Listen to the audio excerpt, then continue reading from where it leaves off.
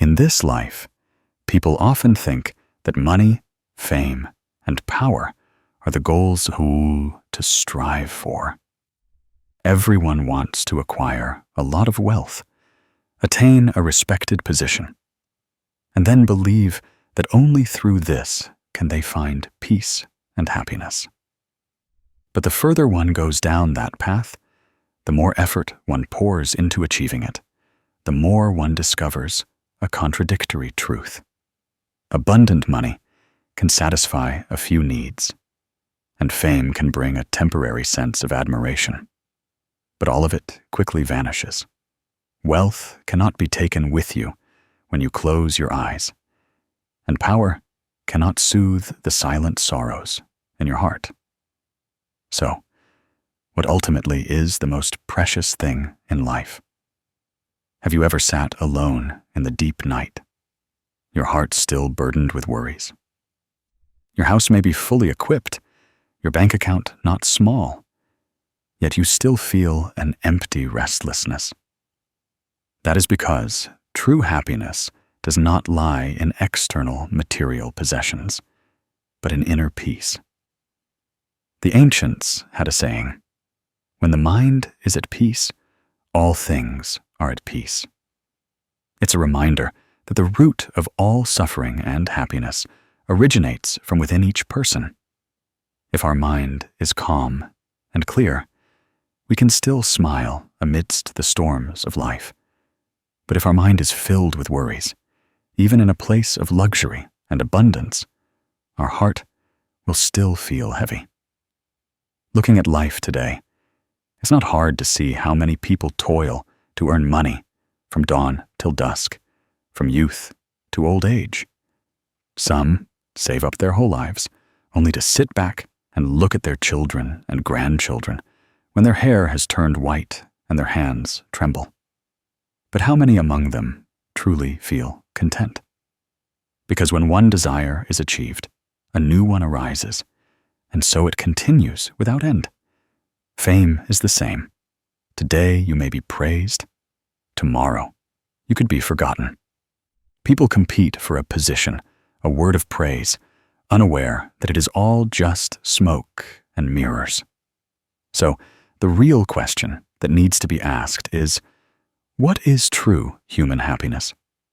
Is it a big house, a beautiful car, a full bank account, or a serene smile while sipping a cup of tea on a peaceful morning? Is it the adulation of the world, or the gentle gaze of loved ones when you return home?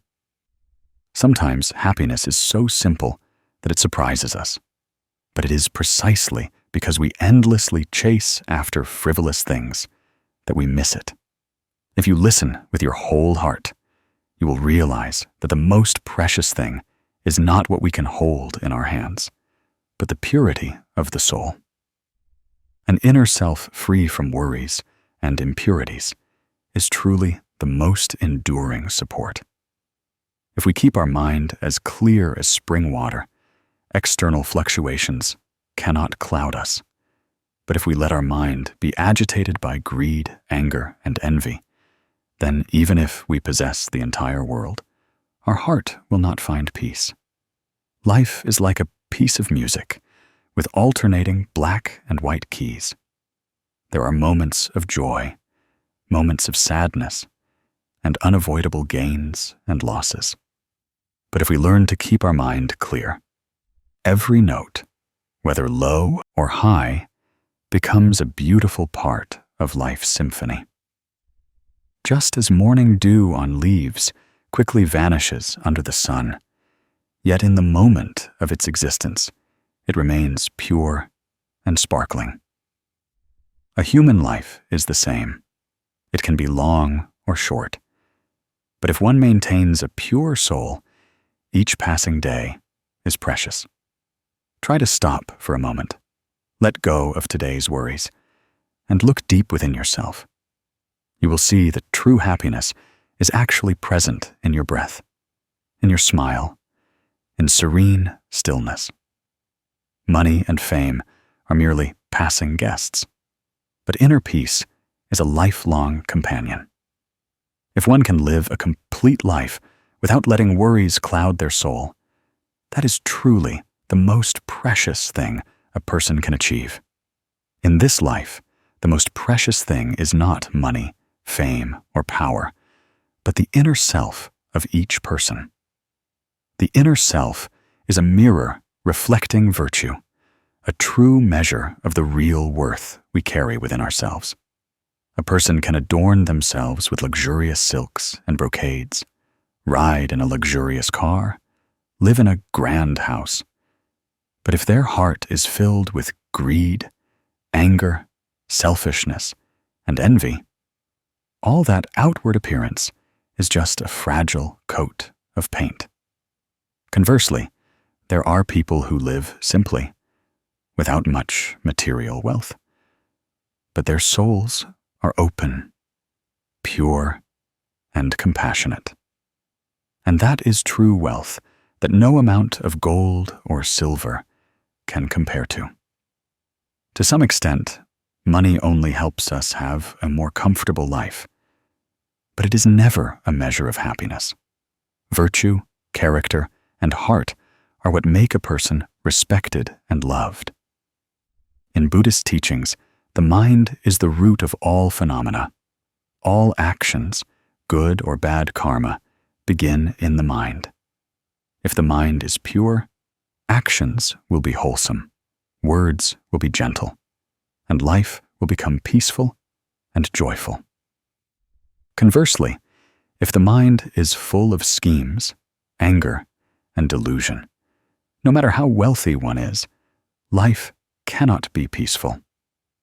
A relatable story clearly illustrates this. In a small town, Mr. Hoa owned a famous gold shop. He was renowned throughout the region for his wealth. His house was spacious, his land vast. People often admired him, but few knew that his life was incredibly cold. In that luxurious villa, he was almost always alone. His children went away to study, and then settled in a big city, rarely returning. Most friends who visited were for their own benefit, wanting favors for business or to borrow money. In the evening, he often sat alone in his large room, sighing, seeing only emptiness around him. He had money, but no sincere sharing, no genuine laughter, no warm family meals. Also in that town, near the market, there was a small, sweet soup shop owned by Mrs. Tu. Every day, she would set up her stall early in the morning. Her hot, sweet soup steamed fragrantly, and customers came and went in a steady stream.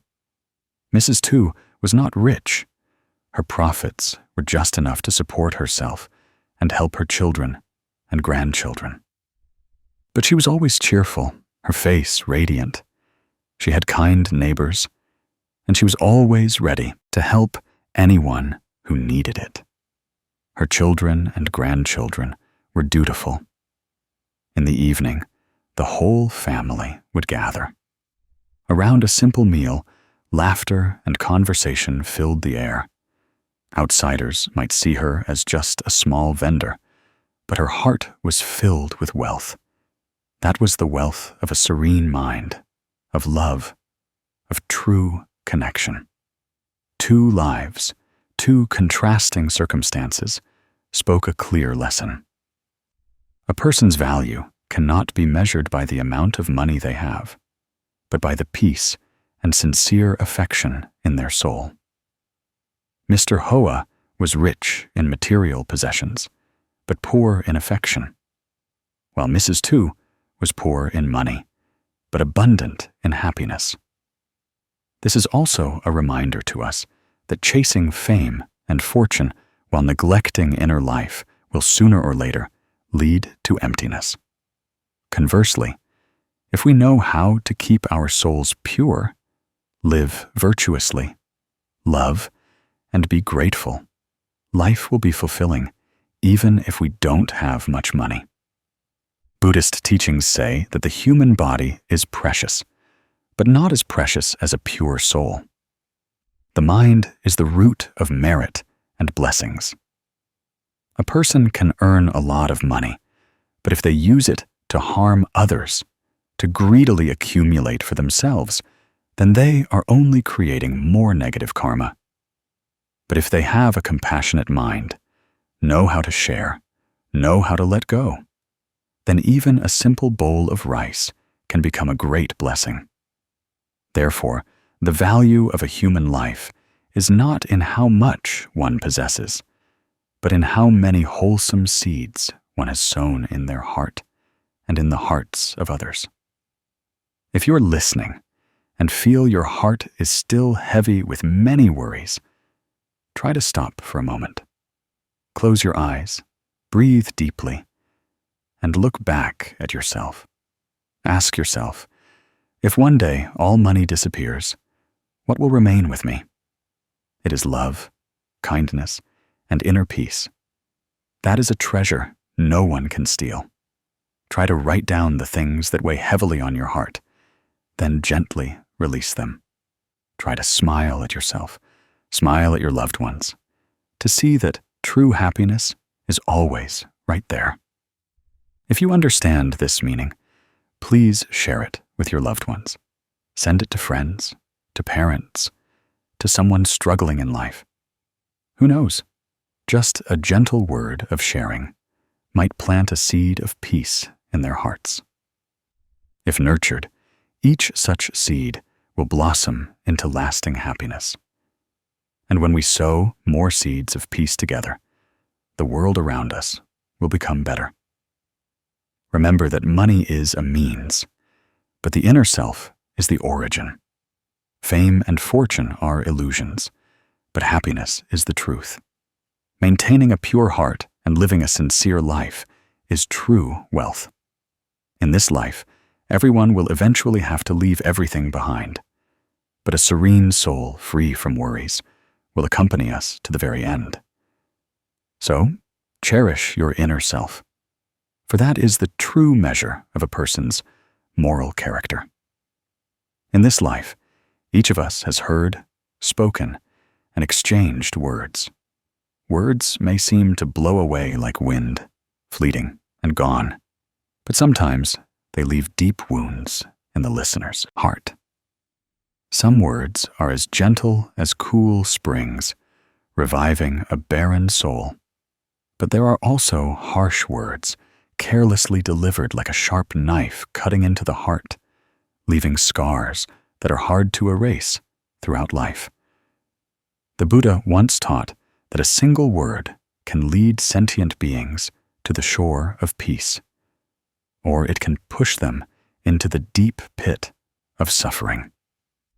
Therefore, words are truly a double-edged sword, and how we use them determines whether they are a tool to build or to destroy. Looking back at life, we see how many relationships have shattered, not because of major actions, but simply due to a thoughtless remark.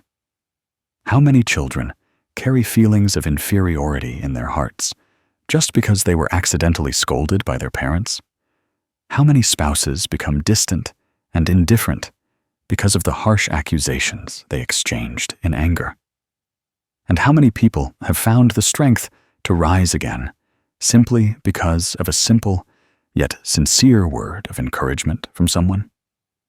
After all, in this life, there are times when money is not needed, possessions are not needed, but just a kind enough word can warm a cold heart. The ancients had a saying, "Misfortune comes from the mouth." Truly, don't many tragedies in life originate from our own words? When we are angry, words are like a raging fire, easily burning away all happiness. When we are greedy, words are like bait, easily dragging others into a trap of deception. When we are careless, words may seem like a joke, but they can make others feel scorned and hurt. Therefore, Buddhist scriptures teach about right speech, which means correct speech, speech that brings benefit. Right speech consists of 4 principles: No lying, no divisive speech, no harsh speech, and no idle chatter. Just by maintaining right speech, our lives can be greatly reduced in worries and bring peace to others. The Buddhist Teachings Channel. Lin Ung, Responsive Dharma, wants to share a small story. Once, in a classroom, there was a bright and quick-witted girl named Lan, who often joked with her friends. One time, while doing an assignment, she saw her friend Mai sitting next to her, making many mistakes. Unable to restrain herself, Lan blurted out, half joking, half serious, "Oh my, you're so bad at studying." The whole class burst into laughter. But that laughter was a deep cut into Mai's heart. From that day on, Mai gradually withdrew, became quiet, avoided social interaction, and carried the complex in her heart that she was bad at studying. That haunting feeling stayed with Mai throughout her school years. Although she later strived in her studies and achieved some success, whenever someone mentioned her abilities, Mai still secretly felt a pang of pain. Years later, when Lan grew up, recalling the old story, she felt unending regret. Just one careless remark from childhood had planted a cloud of sadness throughout her friend's youth. That story is not uncommon, as each of us has probably unintentionally uttered words that hurt others. Sometimes we just think it's a joke, just something to say casually, but the listener is hurt for a lifetime. Therefore, the teaching, before wanting to criticize anyone, it is truly worth remembering to reflect on oneself, is invaluable. When we intend to say something, let's try to pause for a moment and ask ourselves, are these words necessary? Will these words make the listener happier?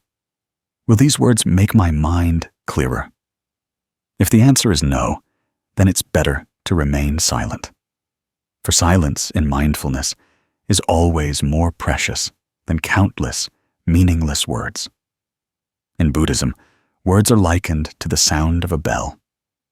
The sound of a bell, when rung, can bring awakening, or it can add more worries to people's hearts, depending on how we strike it. If we strike the bell with gentleness and reverence, the spreading sound will be profound and warm, leading the listener into a state of peace. But if we strike hard, strike hastily, the sound will become jarring and harsh, making people restless. Our words are the same. Just a little more mindfulness, a little more compassion, can transform words into healing energy. In everyday life, just think about it. When we come home tired from work, if we hear a harsh accusation from a loved one, we will feel pressured and sad. But in the same situation, if a loved one gently says, "You're tired, go rest, I'll take care of it," all weariness can vanish. A single word can sometimes have more power than an expensive gift. So why don't we choose to use kind words to soothe and to love instead of hurting each other? Practicing to keep words pure is actually not difficult. Every day, practice breathing deeply before speaking, so that your words do not come from anger, but from mindfulness. Practice smiling, because when you smile, your voice naturally becomes gentler. Try to write down a kind sentence each morning to remind yourself that today you will offer gentle words to the world. And practice listening deeply, because only by knowing how to listen can you understand the emotions of others, and from there, choose appropriate words. There is a small practice that Zen masters often teach called contemplation before speaking. When you intend to say something, contemplate it with 3 questions. Are these words true? Do these words bring benefit? Are these words spoken with a compassionate heart? If all three are true, then speak. If one of the three is missing, it's best to hold back. Practicing this over time will make your life lighter, with fewer conflicts, and those around you will also feel more comfortable in your presence. In a competitive society, people are often accustomed to using words to win or lose, to be superior or inferior. But consider what is gained by winning against someone with sharp words. Other than leaving hurt in the loser's heart, winning with wisdom, winning with compassion, is true victory. And sometimes the greatest victory is knowing how to yield, knowing when to remain silent. People often think that wealth means having a lot of money, but in reality, the greatest wealth lies in one's words. Those who can offer words of comfort, encouragement, and inspiration are the ones who have a treasure in their souls. A smile, a greeting, a sincere compliment, all can become priceless gifts for others. If we know how to sow such seeds of kindness every day, one day we ourselves will reap the flowers of peace and happiness. Therefore, words are truly a double-edged sword. They can kill trust, but also heal wounds. They can shatter a heart, but also revive a soul. It all depends on our choice in each moment. Remember that the words we speak are like seeds sown into the earth. If we sow wholesome seeds, they will sprout into flowers and fruits of love. If we sow poisonous seeds, sooner or later, we will reap thorny sorrow. If you are listening to these words, I hope you will try to pause for a moment, breathe deeply, and think about a kind word you once received. Perhaps it was, "My child, I believe in you," from your parents, or simply, "Keep trying, you can do it," from a friend. Let that memory remind you that a small word can change an entire life. And from today, be the one who sows such words into the world. If you find this lesson helpful, you can share it with friends and family as a spiritual gift. Who knows, someone who is grieving might hear this reminder and find renewed faith and strength. Let's sow more seeds of peace together, so that this world has fewer wounds and more smiles. In life, everyone hopes to find a place of peace, a serene space. But we often mistake peace for coming from money, from fame, or from external glamour. In reality, peace can only originate from within, from how we perceive, behave, and nurture our souls. And in the journey of keeping our hearts pure, undisturbed by worries, there is a virtue that seems very simple, but is the golden key to opening the door to peace. That is forbearance. The ancients taught that a little forbearance brings quiet winds and calm waters. A little yielding brings wide seas and high skies. Truly, knowing how to be forbearing means knowing when to stop at the right moment so that storms do not erupt. So that, within the family and in society, both we and others can maintain harmony and joy. Forbearance is not weakness, nor does it mean giving up. Forbearance is wisdom, the fortitude of someone who understands life, knowing that every outburst, every fit of anger, only heaps up suffering. In Buddhism, the Buddha once emphasized that the fire of hatred can burn away merits accumulated over many years, while a forbearing mind is the root of compassion and wisdom. A person who knows forbearance will naturally lessen resentment and worries in their heart, just as a still lake will be clearer and reflect the moon more easily. Try to imagine how harsh words spoken in anger can leave wounds in the hearts of loved ones for many years. But just 1 minute of silence, A smile instead of an argument can preserve harmony and cultivate affection. Forbearance is like a roof sheltering the soul from rain and sun, preventing us from being swept away by life's storms. In everyday life, there are countless examples to show us the power of forbearance. There are families that break apart simply because no one is willing to concede a word. No one is willing to lower their ego to maintain harmony. And there are households, though not flush with money, where spouses and children know how to yield to each other, so their homes are always filled with laughter. The story of Mr. Min is a simple yet profound illustration. Mr. Min lived with his wife and children in a small house. One time, his son, upset about something outside the home, came home and argued loudly with his father. In that situation, if Mr. Min had gotten angry and shouted, conflict would certainly have erupted, creating a rift in the father-son relationship. But he didn't do that. He chose to remain silent, waited for his son's anger to subside, and then gently advised him. His words were not accusatory, only whispered softly. "Son, I was once young too. I understand how you feel. But anger solves nothing. It only makes the heart heavier." Thanks to that forbearance, his son gradually realized his mistake, became more willing to listen, and the family maintained its warmth and peace. His small act of forbearance diffused an entire underlying tension, keeping the family home peaceful. From that story, we learn that forbearance does not diminish us. On the contrary, it helps us grow in the hearts of others. Forbearance does not mean swallowing humiliation, but knowing how to accept and resolve, like water calming a fire.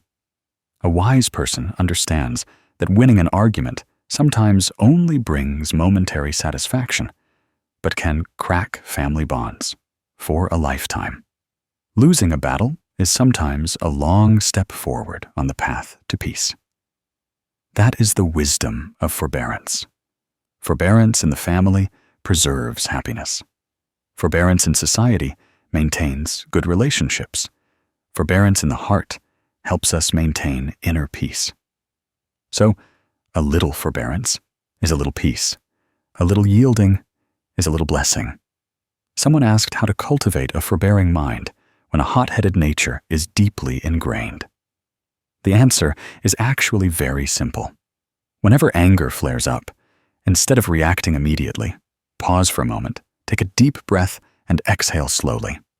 Just one conscious breath is enough to calm the heat in your heart. You can write down the things that anger you, then fold it up as a way to set aside the fire in your heart. Or, when you encounter someone who irritates you, try to remember your parents. Remember the people you love.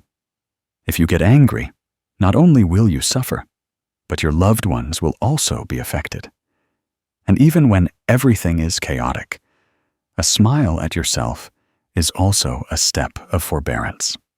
Smile to remind yourself that you don't need to let small storms disturb your vast soul. If you can, try for one day that when someone says something that upsets you, instead of reacting, you just remain silent and smile. By the end of the day, you will realize that your heart feels lighter. The other person also couldn't fan the flames of anger. One day, 2 days, gradually, forbearance will become a habit, and your mind will become increasingly peaceful. When we know how to be forbearing, we not only preserve our own purity, but also sow a wholesome seed into life. Because every time we restrain our anger, an argument doesn't happen. A relationship is maintained, and the world becomes a little gentler. So, if you find these words helpful, please share them with your loved ones and friends. Perhaps Just a small story about forbearance will help someone preserve peace in their family, will help a big argument be resolved. Sharing is also sowing more wholesome seeds into life, and those seeds will one day blossom in your heart. Life is inherently full of ups and downs. If each person knows how to be a little forbearing, there will be less family discord, less societal conflict, and we ourselves will suffer less. Dear friend, the Buddhist Teachings channel. Lin Ung, responsive Dharma, only wants to convey that forbearance is not a loss, but wisdom to preserve the most important things: family affection, peace, and purity of heart. When we know how to be forbearing, the storms will subside, the heart will be at peace, and peace will reign. From today, you can start practicing forbearance. Nothing grand is needed. Just a smile, a breath, a second to pause before reacting. Gradually, you will find that within that very forbearance, you have discovered the key that opens the door to the peace you always long for. There are things that people consider very important, almost their entire reason for living. But looking back, it turns out they are just ripples on the surface of a lake.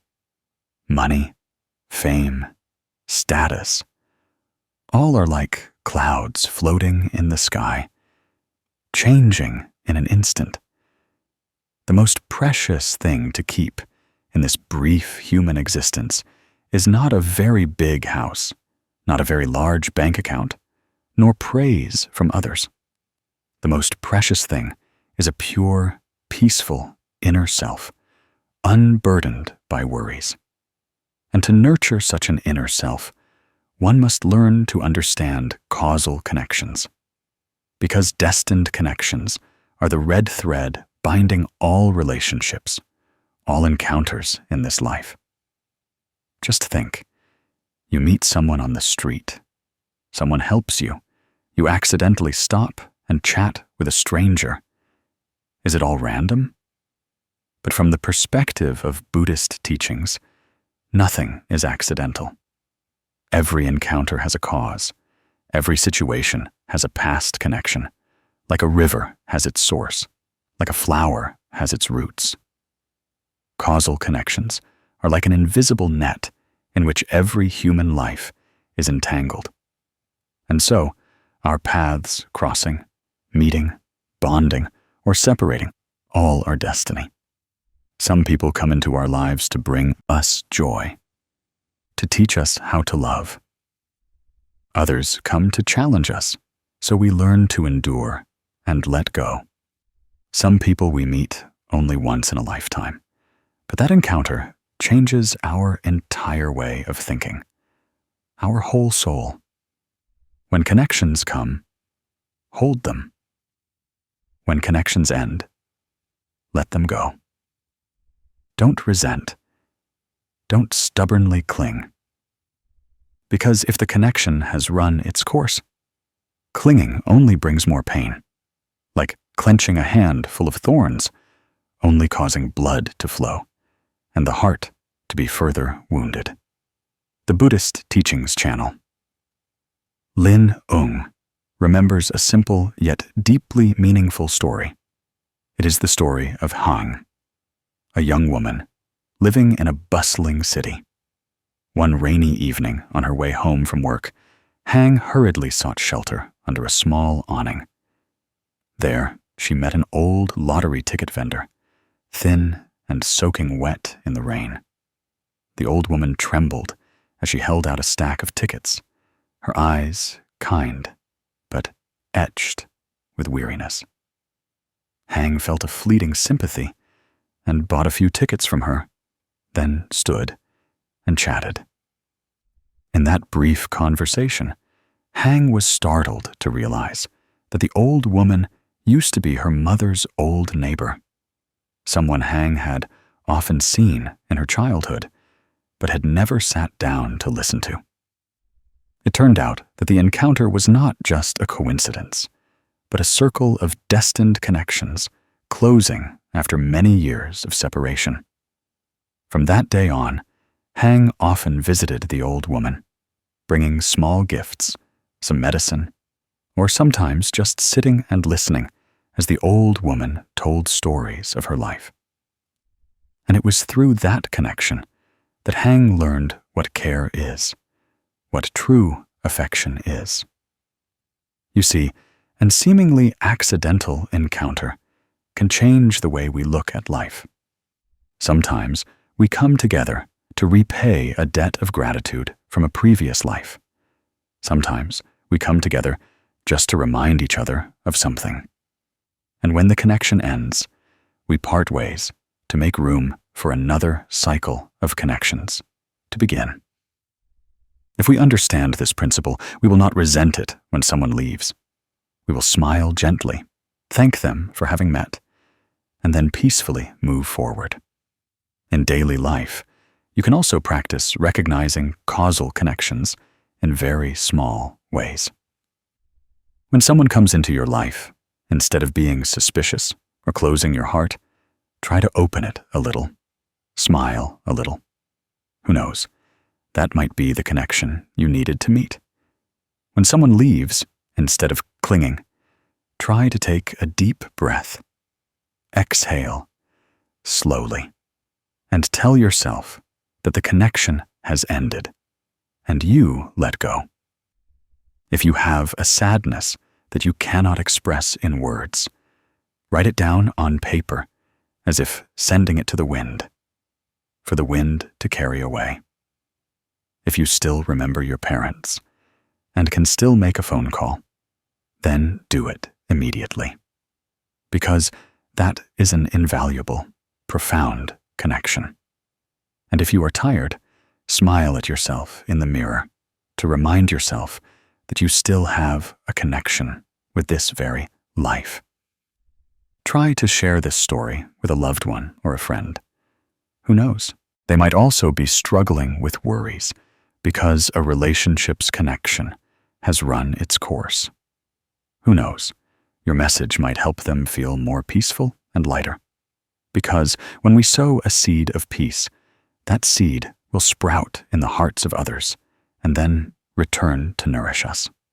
The Buddhist Teachings channel, Lin Ung, only wants to remind you of one thing.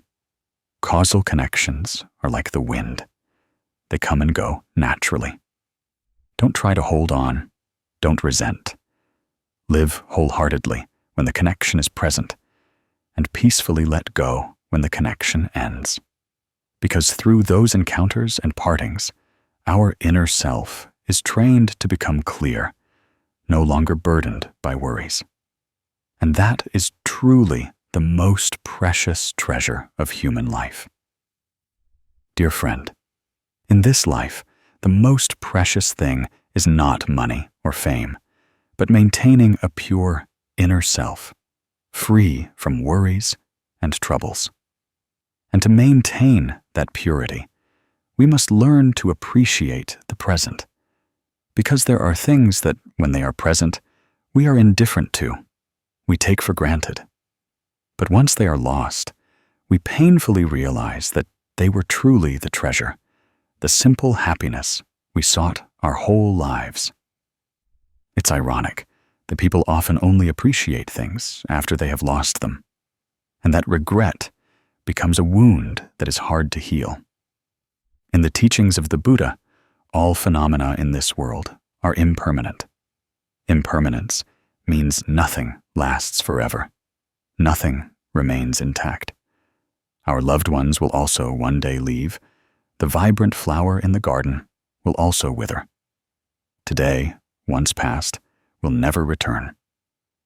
Yet often we live in forgetfulness, letting the most precious moments silently slip away. We chase after work, chase after money, busy with calculations of winning and losing, forgetting that true happiness exists only in the present moment. The smile of our parents, the gentle gaze of our partner, or a simple meal with family. All are priceless gifts. If we don't cherish them, One day, when they are lost, even with mountains of gold and silver, we cannot buy them back. The Buddhist Teachings Channel. Lin Eng wants to tell you a story about Mr. Tuan, a successful man in the city. Tuan was diligent and capable, always busy with work, with projects, and with client meetings. He often came home late.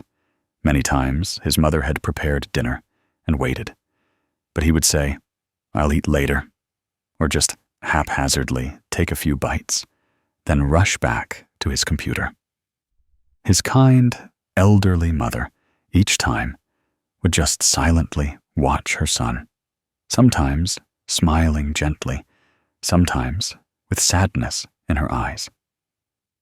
Until one day, Tuan's mother suddenly fell ill and passed away.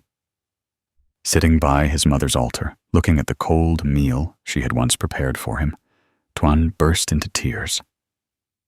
He realized that the simplest, most ordinary thing, sharing a meal with his mother, he had failed to preserve. All the successes, the projects, the numbers he had once been proud of now meant nothing, because his mother was no longer there to wait for him, no longer there to ask, "Are you tired today, my son?" Don't you see? Happiness is sometimes so simple that we don't expect it. It doesn't lie in tall houses, luxury cars, or lavish trips. True happiness is being together in the present moment, those small moments that, if we're not mindful, we will miss. A warm family meal, a hand held, a kind inquiry, a genuine smile. These are the things that give meaning to life. Yet many people lose them by busily searching for happiness far away, not realizing it is right within their reach. In Buddhist philosophy, living fully in the present is an important practice. When our mind wanders to the past, we often sink into regret. When our mind worries about the future, we often feel restless and afraid. Only when we return to this moment, to this breath, can we truly be present for life. A deep breath, a gentle smile, a grateful gaze, all are miracles. If each day we can take a few minutes to sit still, breathe slowly, close our eyes, and feel our heart beating, we will find ourselves overflowing with peace. You can try it right now. Put down your phone, close your eyes, take a deep breath. Feel the cool, fresh air entering your chest, then slowly exhale, as if releasing the worries and sorrows that are accumulating. Think of your parents. If you can, think of their smiles. Think of a friend you cherish, or simply think of yourself sitting here, alive, breathing, still having the opportunity to love. That is happiness. Don't wait until you lose something to regret it. Don't let one day you have to sit crying before a loved one's altar and say, "If only." Call your parents when you still can. Go home and share a meal, even if it's just simple vegetable soup and pickled vegetables. That is the most delicious dish on earth. Hold a friend's hand when they are feeling down. Say thank you to those who have helped you. And above all, smile at yourself, because you deserve to be loved right in this moment. If you feel these words touch your heart, try sharing them with someone you think needs to hear them. Who knows? A gentle reminder might help them return to the present in time to cherish loved ones, in time to hold on to happiness before it's too late. When we sow a seed of compassion, that seed not only sprouts in the hearts of others, but also returns to nourish our own soul. You see, Happiness is not far away. It is not in tomorrow, nor in yesterday. Happiness is right here, right now, in every breath, in every glance, in every smile. If you learn to appreciate the present, you will maintain a purity and peace in your mind that no money or fame can bring. And then you will realize that life has never truly been lacking. With just a little mindfulness, we are already full. People often chase after complicated things, vying for every bite, position, fame, and fortune. But the more complicated things become, the more weary people get, the more they torment themselves in a never-ending spiral. If we sit still and listen to our breath, we will realize a simple truth. Life is inherently simple, but human minds make it complicated. Money, fame, calculations, ambitions piled up. All are just passing clouds in the sky. What remains for each person in the end is not the accumulated wealth, but whether one's inner self finds peace. Therefore, knowing how to live simply is wisdom, a path that liberates people from suffering. The ancients had a saying, "He who knows contentment is rich. Knowing enough is wealth." In Buddhist teachings, the word contentment is mentioned as a core principle that helps people suffer less. A person, though poor in material possessions, if they know contentment, they remain peaceful. Conversely, a person who has mountains of gold but whose greed never stops will forever suffer. Because true poverty is not in the wallet, but in a mind that never knows satisfaction. Think back. How many times in life have we complained, "Just a little more and I'll be content"? Yet once we have more, we still feel it's not enough, and then desire even more. People endlessly chase after illusions, failing to realize that happiness lies right in the present, in simplicity, in the most ordinary things. A warm family meal, an afternoon spent sitting on the porch, listening to the rain, a smile from a loved one. That is authentic happiness, but we often overlook it, then busily search for it in distant places. The Buddha taught that the more ambitious the mind, the more worries, afflictions. Peace or restlessness does not lie in the abundance or scarcity of external things, but in our own attitude towards life. A person who knows how to live simply will be lighter in heart, walk more serenely, and not be too bewildered when facing changes. Living simply is an art of happiness. There is a very ordinary story, yet it contains profound meaning. It is the story of Uncle Two, the farmer, and Mr. Fat, the magnate. Uncle Two lived in a small thatched house in a village. At dawn, he went to the fields to farm, tending each row of vegetables, each clump of rice. In the afternoon, he and his wife cooked a simple meal: boiled vegetables, braised fish, a bowl of fish sauce. The family gathered, chatting together. Laughter filled a small corner. That meal, though frugal, was filled with love. In the evening, Uncle Two went to bed early, slept soundly, bothered by nothing. The next day, he woke up to the crowing of roosters, his heart light. Meanwhile, in the prosperous city, Mr. Fat, a famous magnate, had tall houses, wide gates, luxurious cars, and bank accounts filled with money. Outsiders, looking in, all envied him. But night after night, he tossed and turned, unable to sleep, afraid of losing assets, afraid of others harming him, afraid his children would fight over inheritance tomorrow.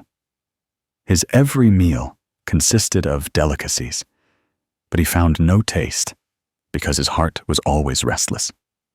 In his large villa, he lived as if in a gilded cage, with all comforts but lacking peace. Both were human beings, one a poor farmer, the other a wealthy magnate. But who was truly happier? The answer is probably clear. Happiness does not lie in how much or how little, but in whether the heart feels content. The simpler one lives, the easier it is to find peace. This story is like a mirror reflecting each of our lives. How many times have we turned ourselves into Mr. Fat, constantly worrying, calculating, wanting more, only to lose our own peaceful sleep? Just think, if we were to pass away tomorrow, could we take those things with us? The answer is no. So, is it worth sacrificing our present peace for endless ambition? Life is complicated because human hearts are complicated. Living simply means knowing how to select what is needed and let go of what is superfluous. Simplicity doesn't mean poverty, but living sufficiently, beautifully, and peacefully. Simplicity is when we don't try to please everyone, don't force ourselves to follow others' standards, but live true to our hearts. Simplicity is also knowing how to cherish every moment, not letting the heart chase after distant fantasies. Someone asked, how can one live simply in this bustling modern era? Actually, the secret lies in your breath. When you feel your heart is too weary, stop, take a deep breath, and exhale slowly.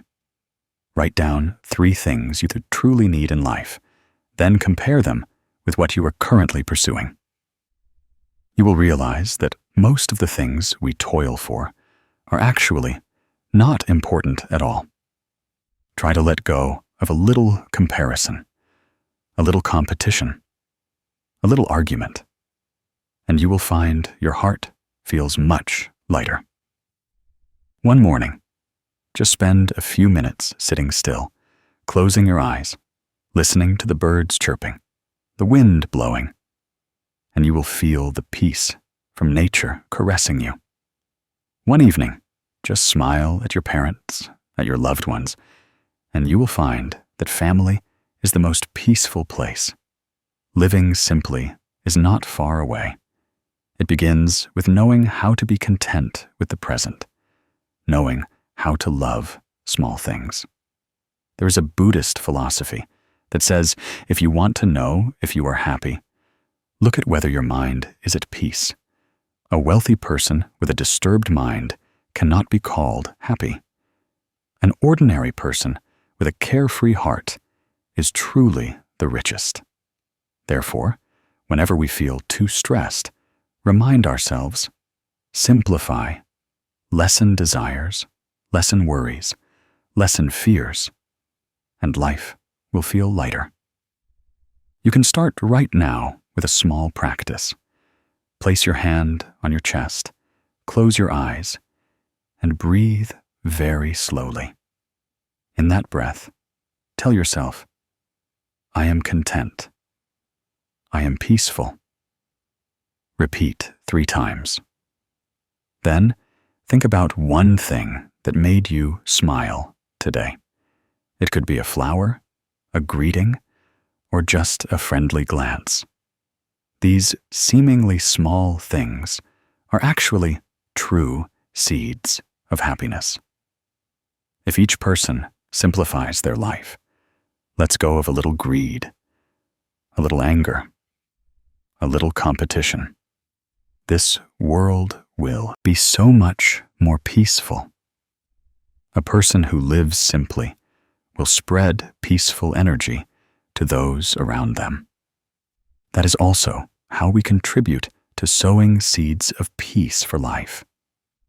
And if you feel today's sharing touches your heart, please try to send it to a friend, a loved one. Perhaps someone is tired, and they need a gentle reminder to know that true happiness is inherently very simple. With just one small action, you have sown another seed of peace in life. Please remember that living simply is not about giving up everything, but about keeping what truly matters. Simplicity is not about lacking, but about an abundance of peace. When you learn to simplify your soul, you will find joy present in every breath, every step, every moment of life. And that is true happiness. In this life, what truly nourishes the soul and brings lasting peace to each person is love. Because a person can be rich, can be powerful. But if their heart is empty, lacking love, they live merely like a soulless shadow. Conversely, there are people who are not abundant in money, but their hearts are overflowing with love. They know how to empathize, how to share, and their lives always shine with a special radiance. That is the light of peace, of freedom in the soul. Love is the source of happiness. Many people often think that they will only be happy when they achieve what they want, when they possess wealth. But there is a deeper, more lasting happiness, the happiness of seeing others happy. Recall the times we helped someone, even if it was just a small act, like giving up a seat for an elderly person on the bus, smiling at a stranger, or comforting a sad friend. In that moment, we ourselves felt our hearts warm and peaceful. That is because love always has the power to spread. When we give, we also receive joy. In Buddhist teachings, the Buddha once taught that compassion is the foundation of virtue. Compassion does not discriminate between noble or humble, rich or poor, close or distant. Compassion is not pity, but support, empathy, and sharing. Love without expecting anything in return. Love without possessing. That is true love. Because love can heal pains, erase distances, and make this life easier to breathe. There's a small but incredibly touching story. Perhaps you will see a reflection of yourself somewhere in it. One cold, rainy evening, on her way home from work, Ms. Hugh accidentally saw a little boy stooping to pick up cans and plastic bottles in the rain. The boy's eyes were tired. His hands trembled. His clothes were soaking wet. She stopped her car, looked at the boy, then gently sighed. She was not wealthy. She was just a hired worker. And her life also had many hardships. But when she saw that boy, her heart couldn't bear it. She walked closer, gently asked a question, and then led him to a small pho shop by the roadside. A steaming bowl of pho was placed in front of him, the aroma rising. The boy looked up at her, his eyes filled with both surprise and gratitude. He ate one spoonful at a time, tears rolling down his face, not from the heat, but because he felt the warmth of love. And when Ms. Hugh left the shop, her heart also felt unusually warm. Although she only had a few small bills left in her wallet, she felt richer than ever before, because love is not measured by the money spent, but by the sincerity in the heart. That story reminds us that love doesn't require grand gestures. It doesn't require a lot of money, just a little sharing. A small action can sow seeds of peace for both sides. The receiver feels warmth, and the giver feels nurtured. Like a candle lighting another, it doesn't lose its light, but makes the space even brighter. In life, we often forget that we are not living only for ourselves. We often worry too much about ourselves, wanting more, wanting better, and then forget that true happiness doesn't come only from holding on to things, but from knowing how to share. If a person has a treasure trove of gold and silver, but knows nothing of love, that treasure will only make them feel more lonely. But a person, even with only an open heart, can make the entire world around them warmer. Someone once asked, "Is love truly that important?" The answer is yes, because when there is no love in the heart, selfishness, greed, and anger easily arise. Conversely, when there is love in the heart, we easily forgive, easily tolerate, easily smile. Love is the key that opens the door to peace for the soul. And only when we know how to love others can we truly love ourselves. You can try a small practice. Right now, close your eyes, take a deep breath, and exhale gently. Think of someone you love. It could be your parents, your children, or a friend.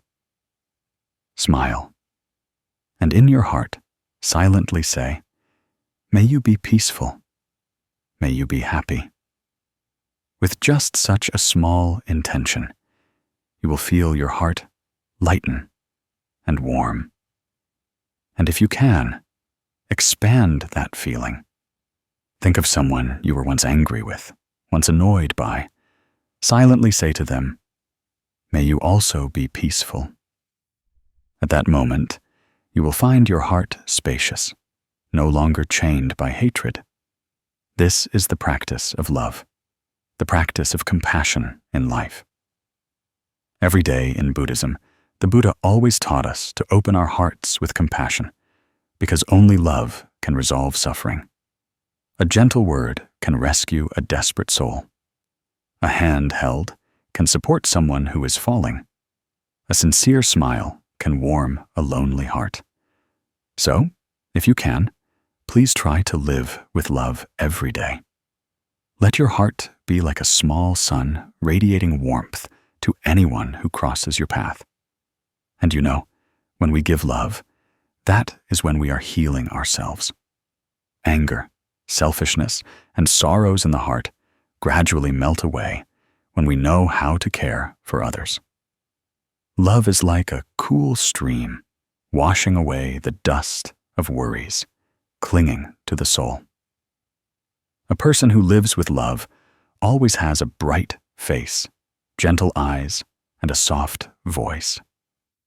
And that is also a simple, lasting form of happiness. If today you find this sharing meaningful, please try to send it to a friend, a loved one. Perhaps they are tired, and they need a reminder that love is always present, that happiness is not far away.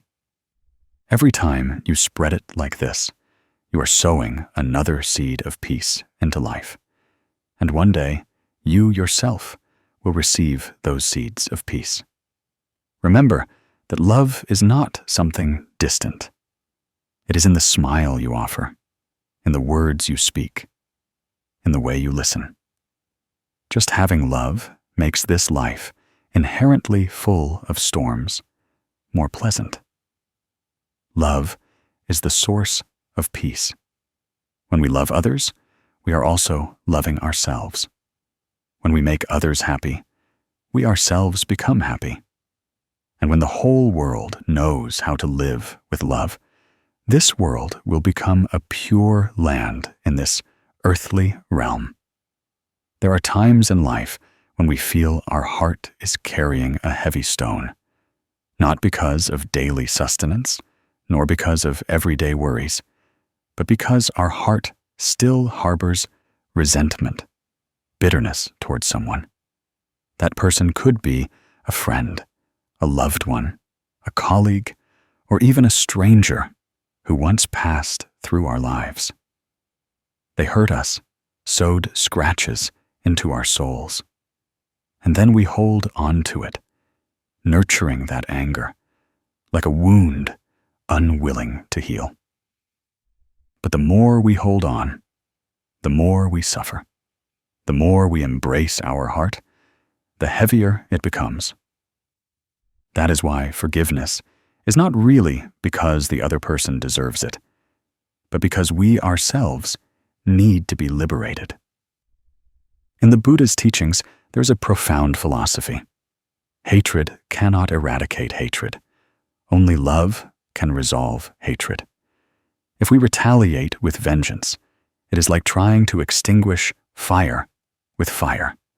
That fire will only burn more fiercely. But if we pour the cool water of compassion upon it, that fire can gradually die out. Forgiveness is that cool water. Forgiveness is not weakness, but the strength of a great soul. Forgiveness does not mean forgetting or denying the hurts, but choosing to let go of that burden so the heart can be light. When we forgive, we don't do it for the other person, but for ourselves. For holding on to resentment in the heart is like drinking poison and hoping others will die. Forgiveness, on the other hand, is putting that cup of poison down so you no longer have to suffer. There is a story about Mr. Sun, a farmer living in a peaceful village. He was a kind man, loved by his neighbors. However, for a period, a neighbor, out of jealousy, falsely accused him, causing him to lose his reputation.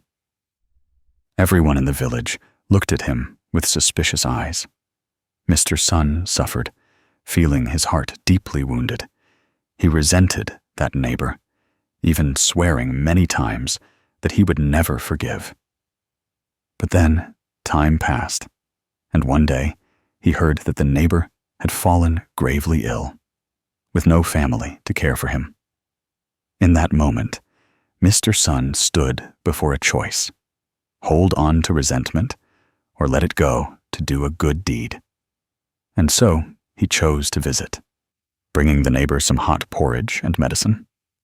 When he saw Mr. Sun enter, the neighbor burst into tears, choking with apologies for what he had done.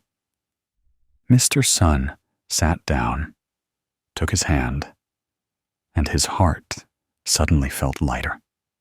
It turned out that forgiveness not only liberated the other person, but first and foremost, he himself felt lighter. That story teaches us a valuable lesson. People often think that forgiveness is a gift for others. But in reality, forgiveness is a gift we give ourselves. When we forgive, we are not condoning the other person's wrongdoings, but opening our hearts, allowing ourselves to step out of the shackles of resentment. Forgiveness is how we heal ourselves, how we liberate ourselves from the prison we built ourselves. The Buddha once said, "This life is inherently impermanent. Everyone will eventually leave. So why do we cling to hatred and suffer ourselves?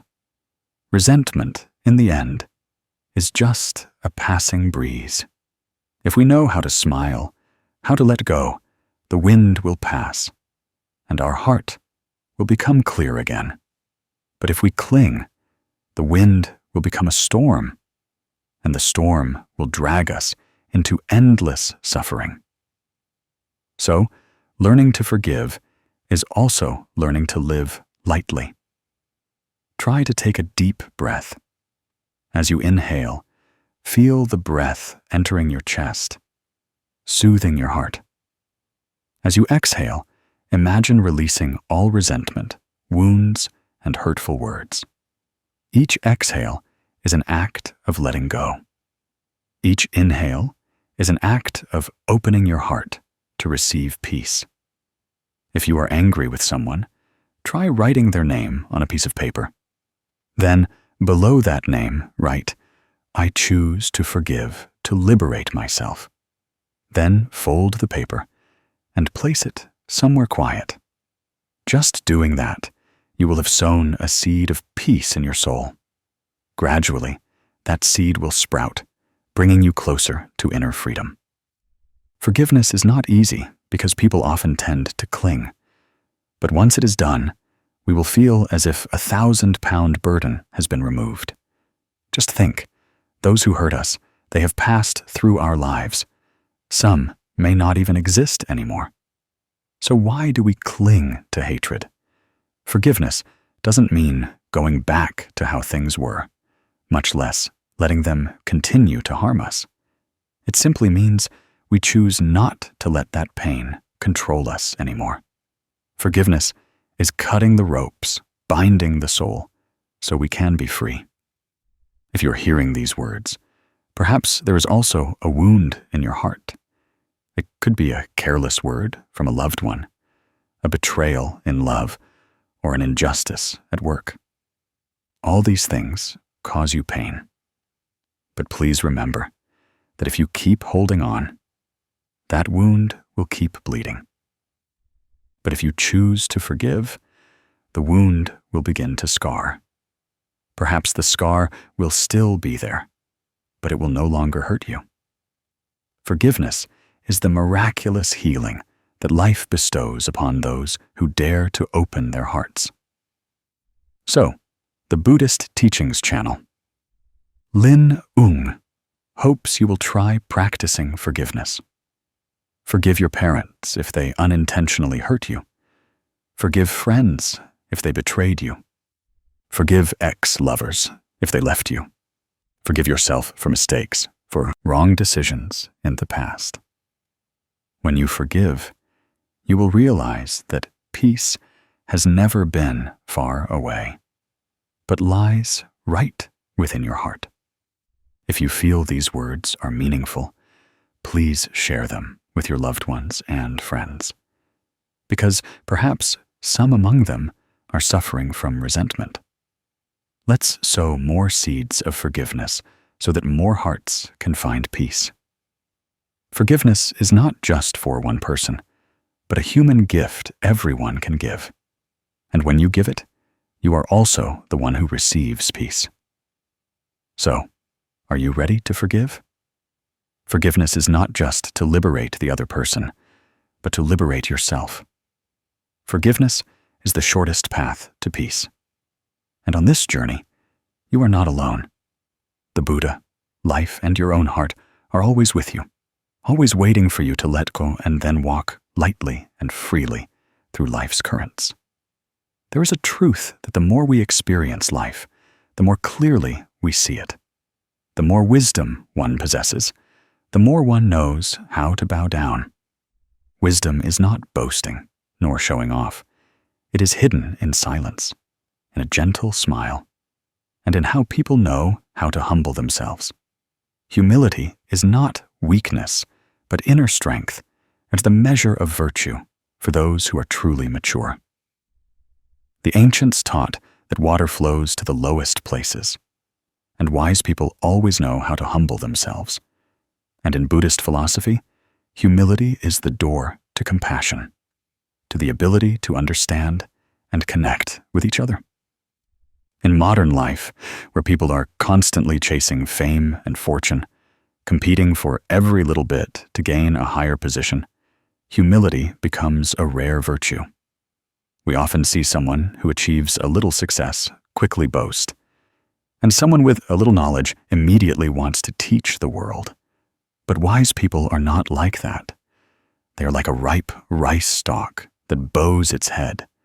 The more grains it bears, the heavier it becomes. The more wise people learn, the more they realize their shortcomings. The more they succeed, the more they know how to yield. Because they understand that what we know is like a drop of water in the vast ocean, and what we don't know is the boundless sea. In Buddhist scriptures, the world-honored one often reminded his disciples, "Never be complacent with what you have achieved, for arrogance is the root of ignorance.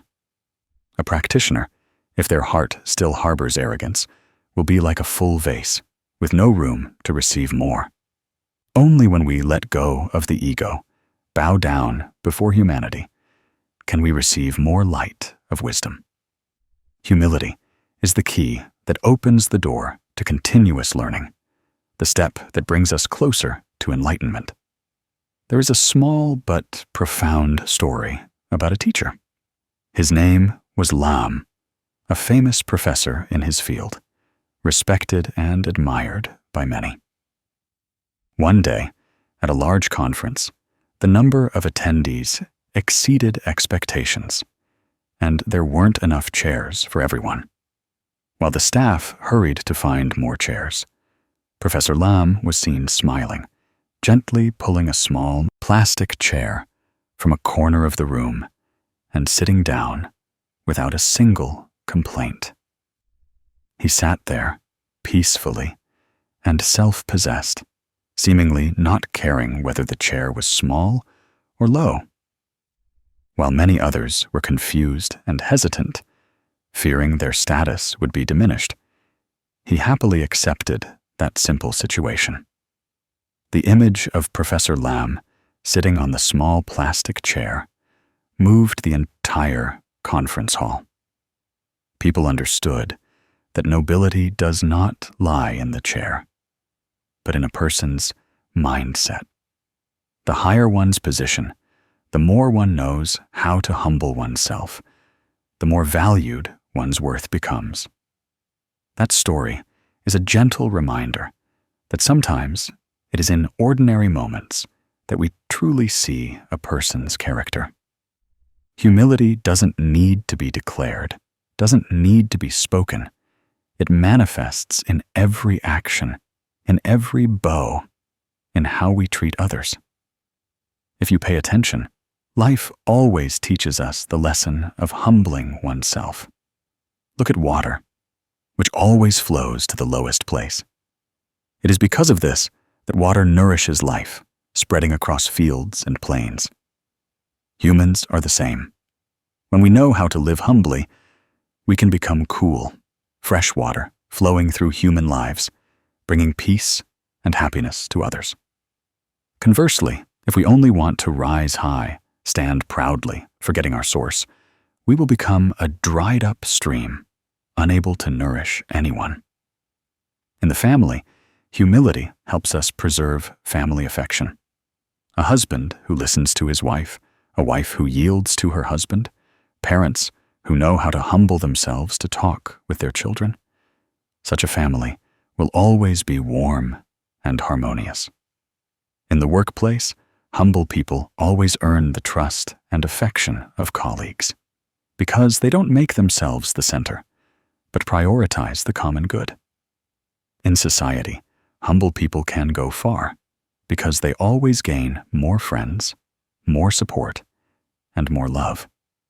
Therefore, humility is not just a beautiful trait, but also a wisdom of living.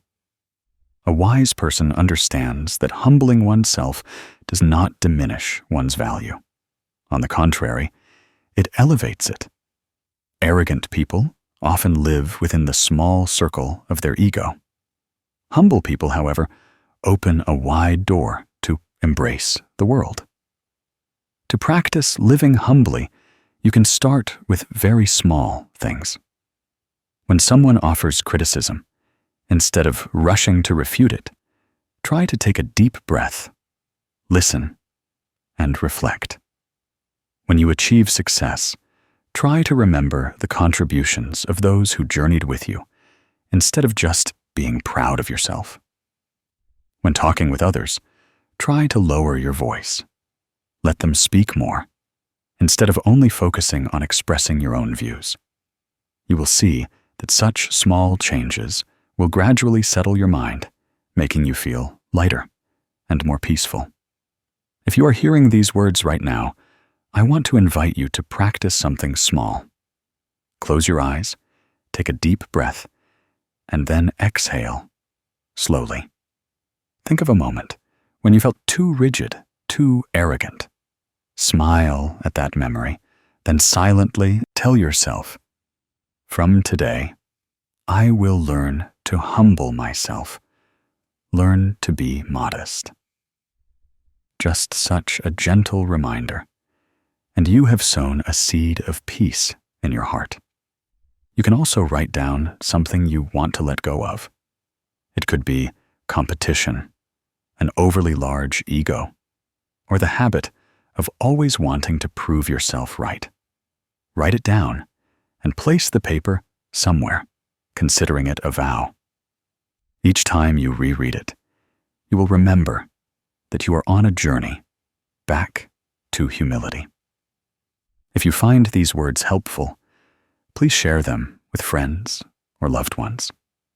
Because when you sow a seed of peace for others, you are also sowing blessings for yourself.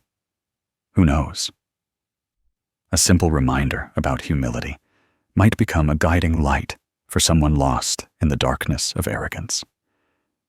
And now, let's close this section with a reflection. Life is short. Glory and wealth are like morning dew, quickly vanishing under the sun. Only virtue and humility remain in the hearts of others. A little humility today will make you more esteemed tomorrow. A little yielding will bring us a lifetime of peace. Remember that the more wisdom one possesses, the more one knows how to bow down, the more one knows how to live humbly. There is a truth in life that each of us will eventually realize. The more tightly one clings, the weariness one's heart becomes. People often suffer not because of what they have lost, but because they are unwilling to let go of things that no longer belong to them. Letting go is not weakness, nor does it mean loss. It simply means restoring to the soul its inherent freedom, its serenity. It's like a hand clenching a handful of sand. The tighter you clench, the more sand slips away. But when you relax your hand, the sand gently settles in your palm. Life is the same. Not letting go brings suffering. Letting go brings peace. In Buddhist teachings, there is a very important word, renunciation. XA. Renunciation does not mean abandoning responsibility or denying life, but knowing how to stop attachments and not bind oneself to suffering. The Buddha once taught that suffering arises from attachment. When we cling to impermanent things, we bind ourselves in the shackles of delusions. But when we know how to let go, the mind immediately opens, and the heart immediately lightens. Life is already difficult enough. Let's not make it heavier, just because we are unwilling to relax and let go. Letting go in life is not a distant concept, but is present in every day, every moment. A word hurts us. If we hold on to it day after day, that pain will be like a heavy stone weighing us down, slowing our steps. But if we learn to let go, one morning, when we take a deep breath, we tell ourselves we forgive, then the sky within our heart immediately becomes wider. Letting go does not mean we lose anything. On the contrary, we gain a lot. It is peace. There is a story that the Buddhist teachings channel Lin Ung wants to tell you about Ms. Mai, a woman who had suffered greatly in love. She dedicated her entire youth to loving someone, but then that love story was incomplete, shattering in tears. In the days after the breakup, Ms. Mai lived like a shadow, harboring pain in her heart, crying every night. Her room always felt heavy, and her eyes seemed to have lost their vitality. All the advice from her friends she ignored, because her heart was filled only with hatred and regret.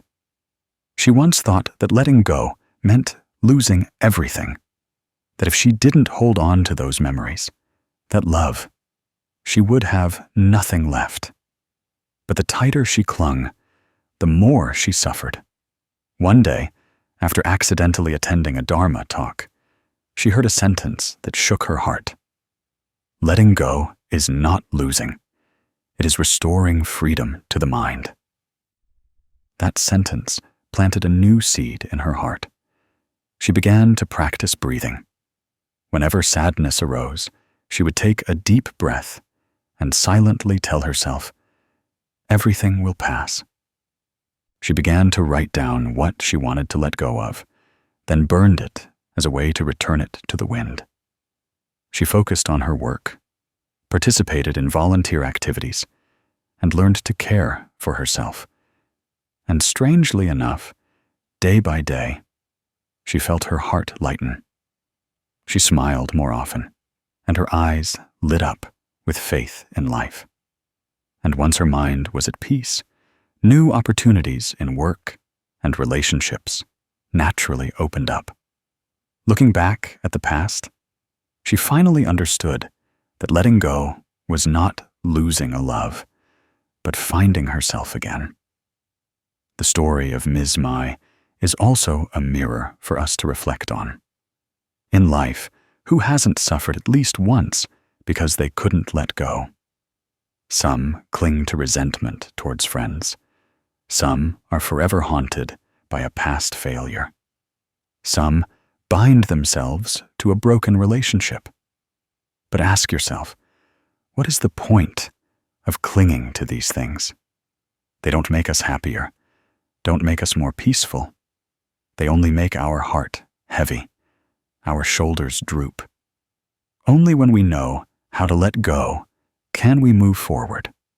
Only when we dare to put things down can our hands receive new things.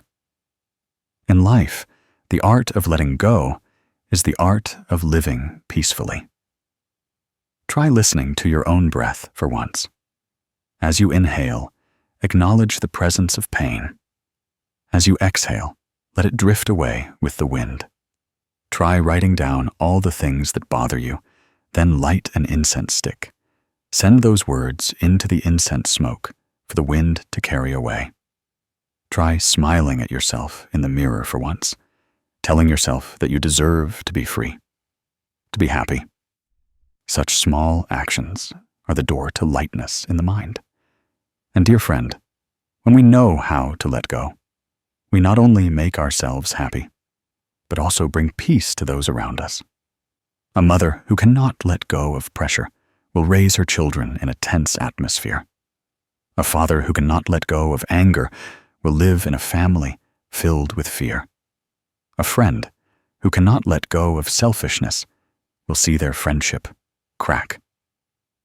But when we let go, we become gentler, more tolerant, and natural. Happiness spreads to everyone. Letting go doesn't mean abandoning, nor does it mean being indifferent. Letting go is keeping our heart pure, not letting the past or resentment drag us down. Letting go is being grateful for what has passed, cherishing what we have, and ready to welcome what is to come. Sometimes we have to let go of a person. Sometimes we have to let go of a dream that is no longer suitable. Sometimes we have to let go of habits that cause us suffering. But in return, we gain an open life, a peaceful soul. If right now your heart is still heavy because of something, allow yourself a moment of stillness. Close your eyes, take a deep breath, and then exhale gently. Think of your parents, of your loved ones who wish for you to live in peace. Think that you are letting go, not because you are weak, but because you are strong enough not to let pain control your life anymore. You can absolutely start over from today, from now. And if you feel this sharing can help someone who is suffering because they haven't been able to let go, send it to them as a small gift. Who knows? Just a small hint might save a desperate soul. Let's sow more seeds of peace into this life, so that our hearts and the hearts of others can both be light. Finally, I want to remind you of one thing. Letting go is not an end, but a beginning. Let go to move on. Let go to live lightly. Let go to love completely. Life is inherently impermanent. What do we have to hold on to forever? Learn to relax your hands so your heart can be free. Then one day, you will realize that the most precious thing in life is not holding on to much, but knowing when to let go. At that moment, you will smile serenely amidst life's many storms. Dear friend, in life's teachings, there is a lesson that almost everyone must experience. Love. People often say that love is magic. It is happiness. It is what makes life more meaningful. But in reality, love is also a great challenge to the ego, the clearest mirror for each person to see their own selfishness, desires, and even fears. When we love someone, the mind often generates the desire to be reciprocated, to be cared for, to be protected by the other person. But if that love only revolves around desires and possession, it can easily turn into a burden for both. Because earthly love is often associated with possession. We love, and we always want the other person to belong to us, to live according to our will, to do what we desire.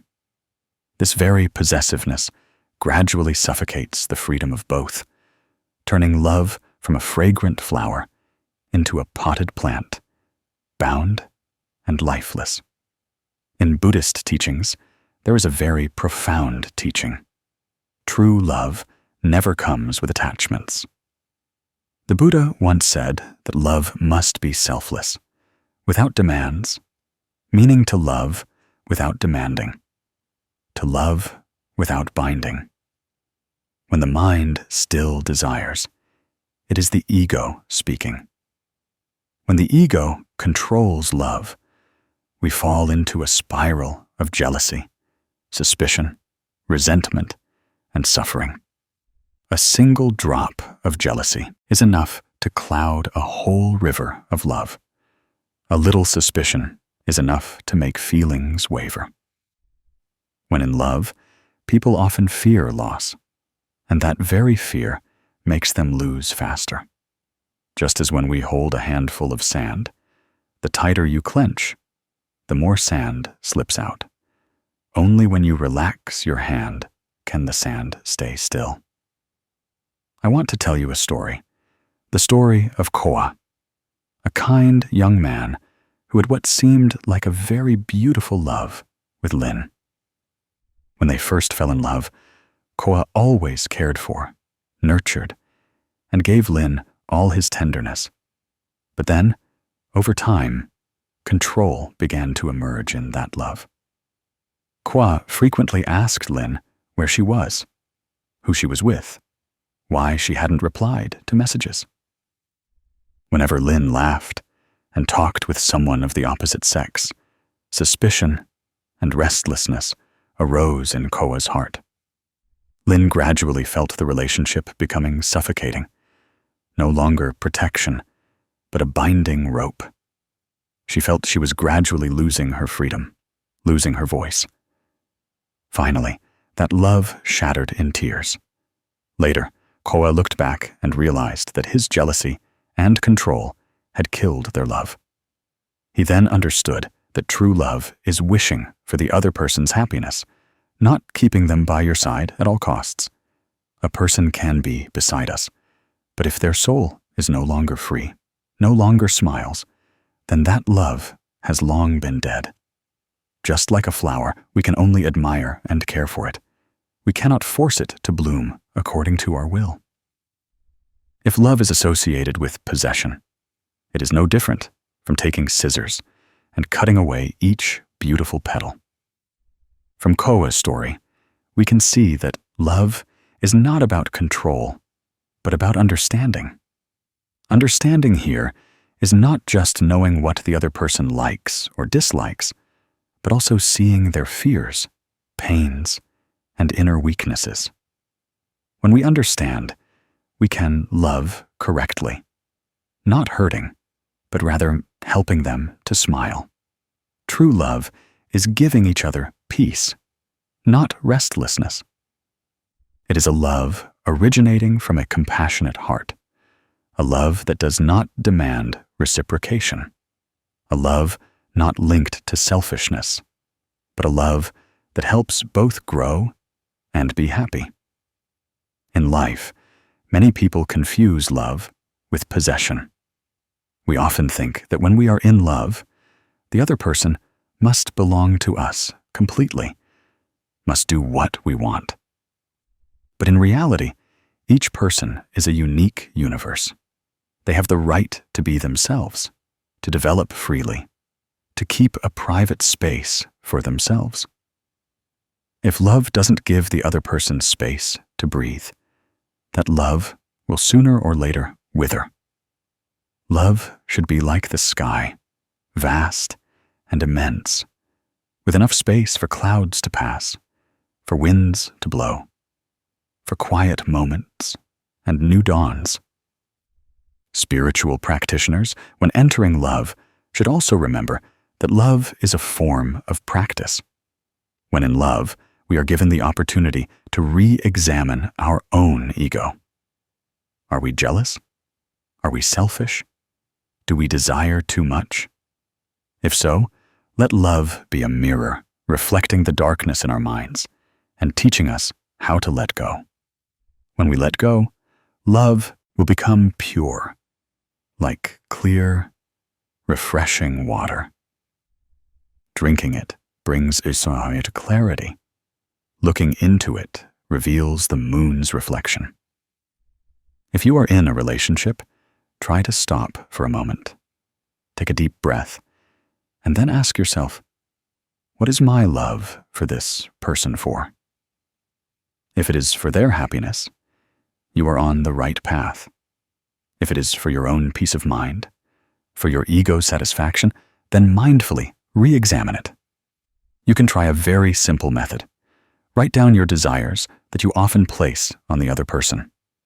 Then ask yourself which of them comes from love and which comes from possession. When you see clearly, you will know what to keep and what to let go of. And when you love someone, practice smiling at yourself first, because only when you have peace in your heart can you give that peace to the other person. A restless person will sow restlessness into love, while a peaceful person will bring peace into the relationship. Love, if nurtured by mindfulness, will become a sacred path helping both to evolve. People often think that love means holding on, but in reality, true love is letting go at the right time. It is not letting go of the person, but letting go of the possessiveness within oneself. When we love unconditionally, we no longer feel fear, no longer feel bound. Wherever the other person goes, our hearts still wish them peace.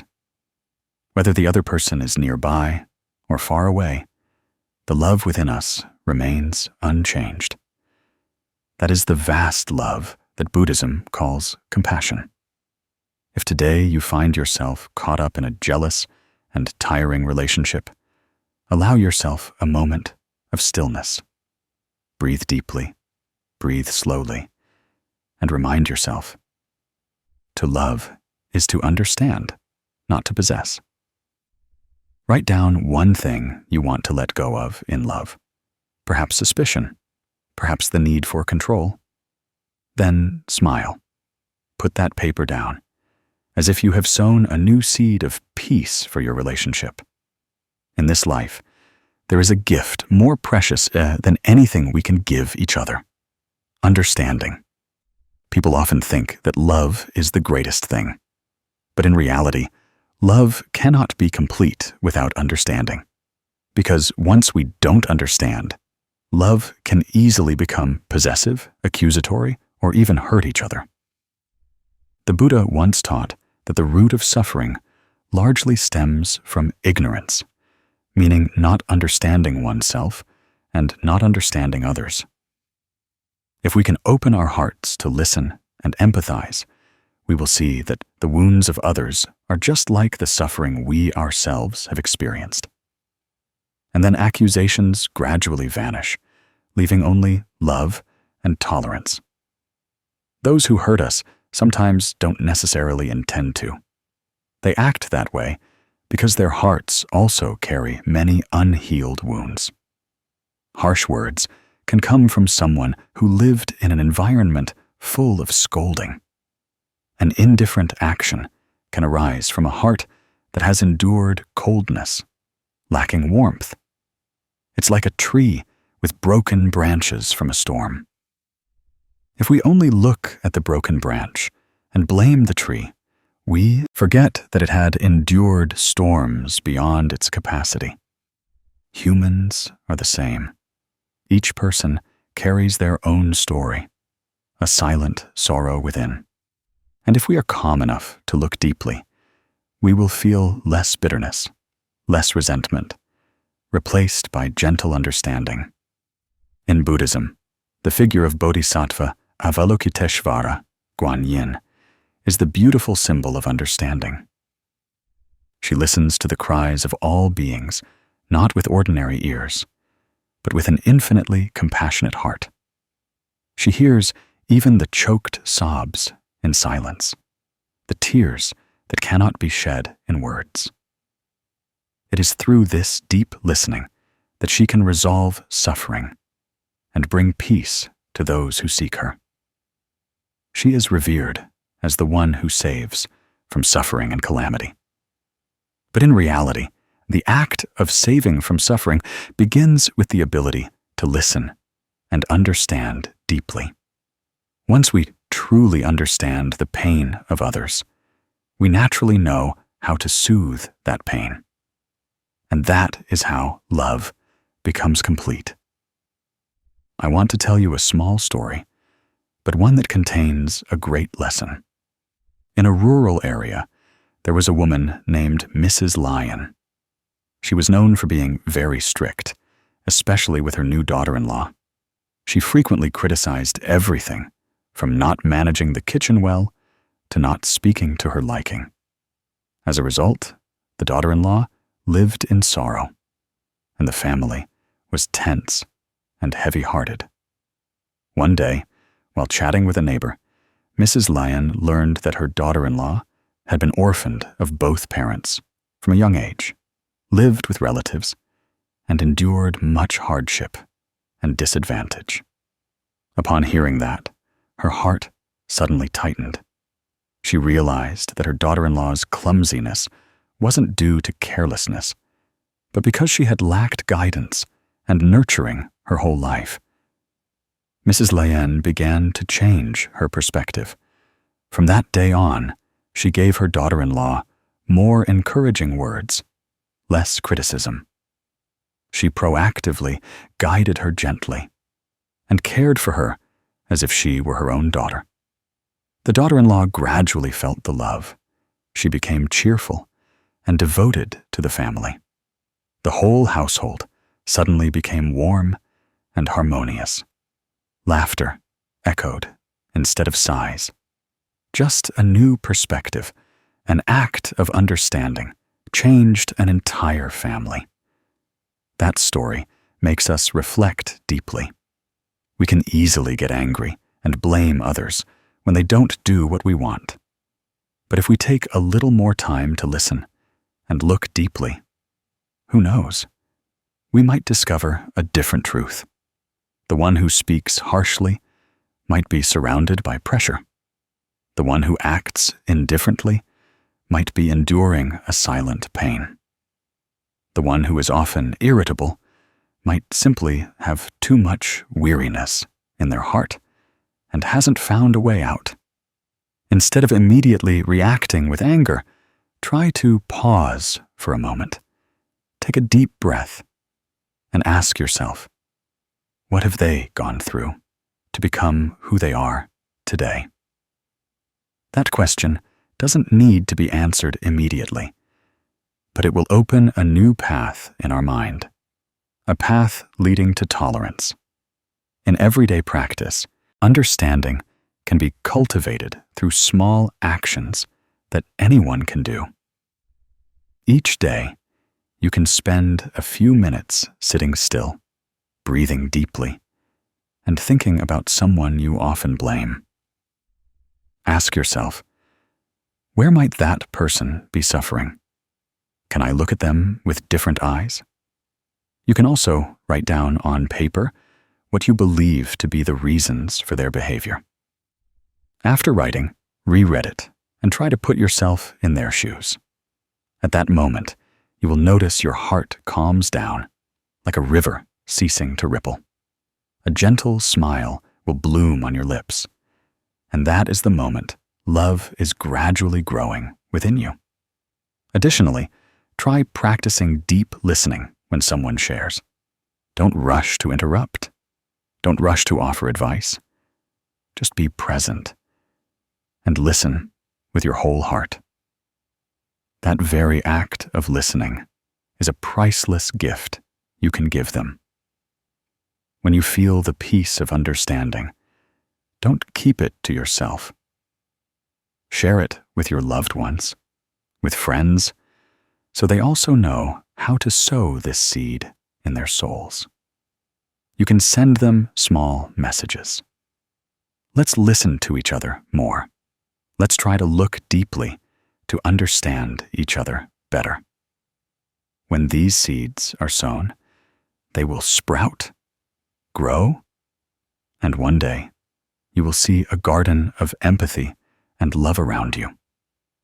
That is also how you spread peace, transforming family, community, and society into a more breathable place where everyone is seen with respect. So, dear friend, if ever you feel like blaming someone, try to stop and think. That person is also just a human being craving to be loved. If they accidentally hurt you, remember that the wound can only be healed by understanding, not by resentment. Let your heart be like a clear lake, reflecting the sufferings and pains of others. And from there, gently light a candle of love. That candle will not only illuminate them, but also warm you, bringing you back to the inherent peace in your soul. In life, the most precious thing is not how much money or fame one has, but maintaining a pure inner self, unburdened, without worries.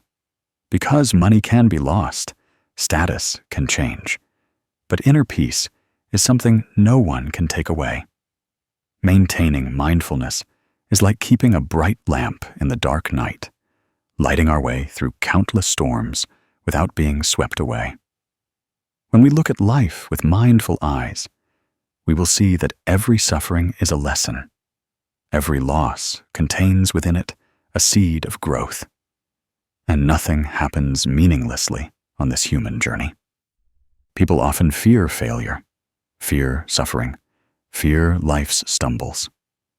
But have you ever asked yourself if life were only smooth days, without incidents, without challenges? Could our souls truly grow? A child who has never fallen will not know how to stand up. A person who has never experienced failure will not know the power of resilience.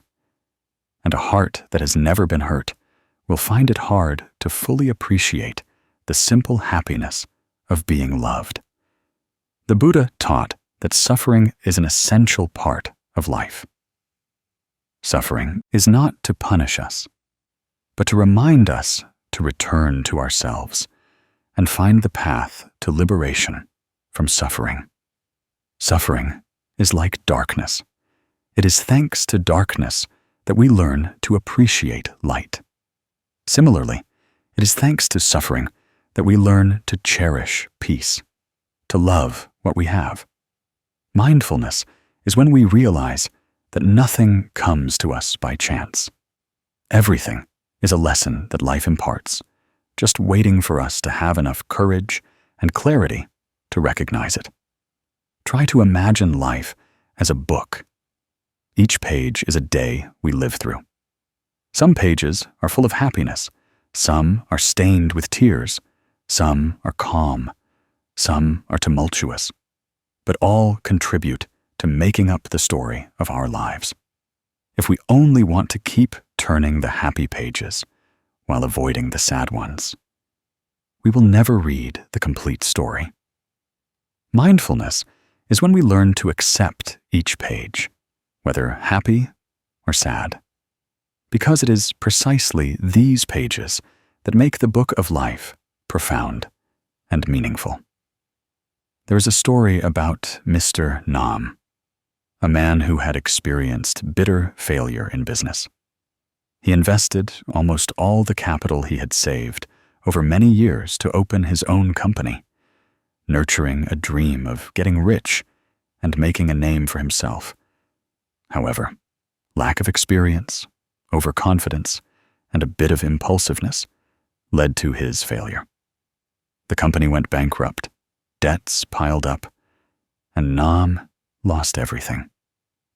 During those dark days, there were times he thought he had no other way out. But then, instead of resentment, instead of blaming circumstances, he chose to look back at himself. He began to realize that failure was not an end, but a great lesson. He learned to be more humble, more patient, and more mindful in every decision. Mr. Nam told himself that money could be lost, but willpower and resolve could not be taken by anyone. So, from empty hands, he started over. He worked for others, accumulating every penny, honing his knowledge, rebuilding step by step. A few years later, he succeeded with another project, not only recovering what he had lost, but also gaining much more. But the most important thing was not the money he earned, but that his mindset had changed. He cherished every experience, every failure, every tear, because they had made him mature. Mr. Nam's story is proof that if we are mindful, failure will not drown us, but will become a launch pad for us to fly further. When our mind is no longer resentful, no longer stubbornly clinging to pain, we will see that suffering is actually an essential part of the journey of growth. A mindful person understands that there is no meaningless failure, only lessons we haven't been patient enough to understand. In everyday life, we can also practice looking at everything with mindful eyes. When facing difficulties at work, instead of complaining, ask yourself what you can learn from this experience. When someone hurts us, instead of harboring anger, remind ourselves that they too are just a human being suffering. We should learn to be more compassionate when something unsatisfactory happens. Breathe deeply and realize that nothing lasts forever. And this too shall pass. There are very simple practices that help us nurture mindful eyes. You can start by, each morning when you wake up, instead of rushing into work, sit still and take a deep breath. In that moment, feel life present in every cell. Feel your breath flowing in and out like a peaceful stream. You can also practice writing down on paper the things you want to let go of: anger, comparison, worry. When you write them down, you will find your mind lighter, as if putting down a burden. And each night, before going to sleep, think of your parents. Think of those who have loved you. Smile at yourself to be grateful for the day that has passed. These seemingly small actions are firm steps on the path of mindfulness. When you practice living mindfully, you will realize that money and fame are merely passing clouds, but the clarity of the soul is the vast sky. A mindful person will not be swept into the spiral of competition. A mindful person knows contentment, knows how to let go, knows how to cherish what they have. They don't need to be superior to anyone, don't need to prove their worth with numbers. Because they understand that true value lies in how we face life, in the serenity of our soul. If you are going through a difficult period, remember that it is not the end. All suffering is a lesson for you to grow. Don't resent. Don't complain about your fate, but look at it as a book in the book of your life. This page may be sad, may be hard to read, but thanks to it, your story becomes profound. And one day, when you turn to the later pages, you will smile, realizing that everything has led you to a stronger and more enlightened version of yourself. Dear friend, if these shared words touch your heart, keep them for yourself, like a small candle lighting your way. And if you find them meaningful, spread them to your loved ones and friends, so they too can have a seed of peace in their hearts. Because when one person awakens, they will help others awaken. And this world will have less suffering. Live with mindful eyes to see that this life is not a race, but a journey of experience. There is joy, there is sorrow, there are wins, there are losses, but all are precious.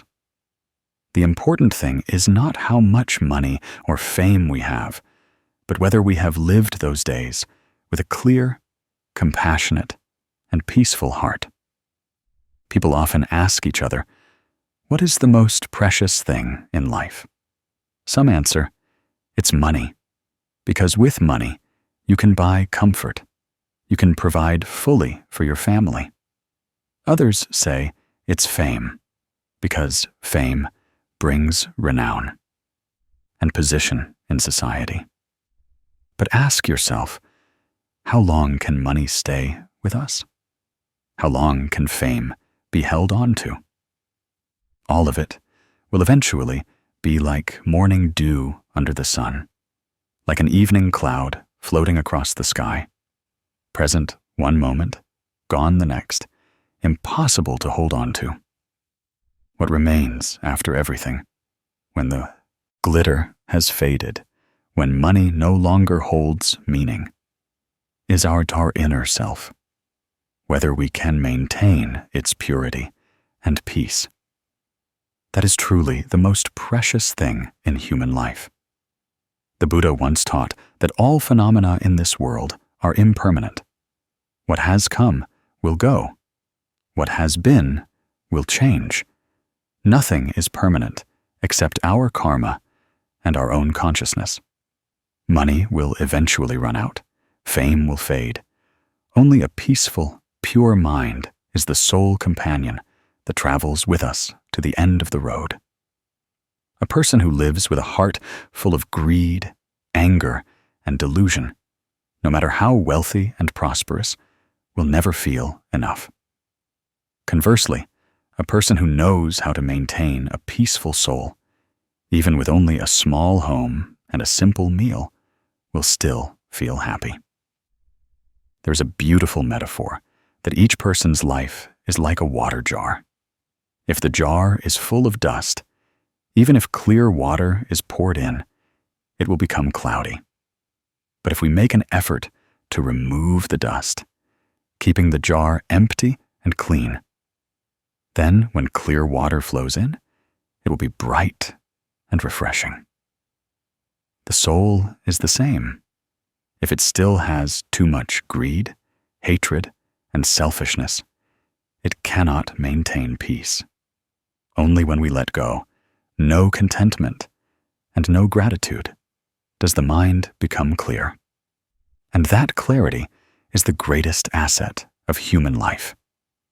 I remember a story about an old man in a poor rural area.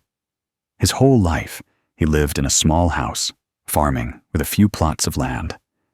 People called him poor because he had no possessions, no position or power. But strangely, everyone in the village liked him, and anyone who came near him felt peaceful. He always smiled, always willing to share, even just a betel nut, a piece of betel quid, or a few hot potatoes. People said that just sitting next to him for a while made their hearts lighter, as if cleansed of worldly dust. When he passed away, the whole village came to send him off, everyone shedding tears. Not because he was wealthy or powerful, but because he had left behind a pure, tolerant, gentle heart.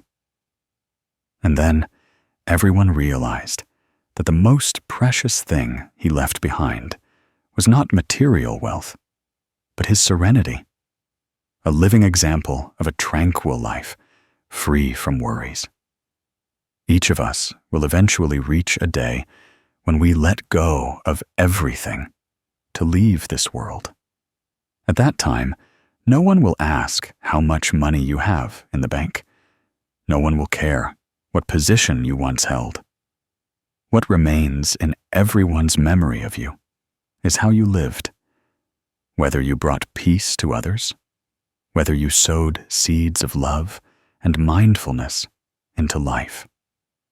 Money will eventually be lost. Fame will fade. Only what comes from the soul remains forever. Perhaps, after long, hard days, you should allow yourself a moment of stillness. Sit down, close your eyes, take a deep breath, and exhale slowly. In that breath, release all the burdens you are carrying, all the worries that still accumulate. If there is still something bothering you, write it down on a piece of paper and set it aside, as if you have given it to the universe so your heart can be empty and open. Think of your parents, of your loved ones, to see that you are still fortunate to have unconditional love. And finally, smile at yourself. A gentle smile is enough to soothe the wounds in your heart.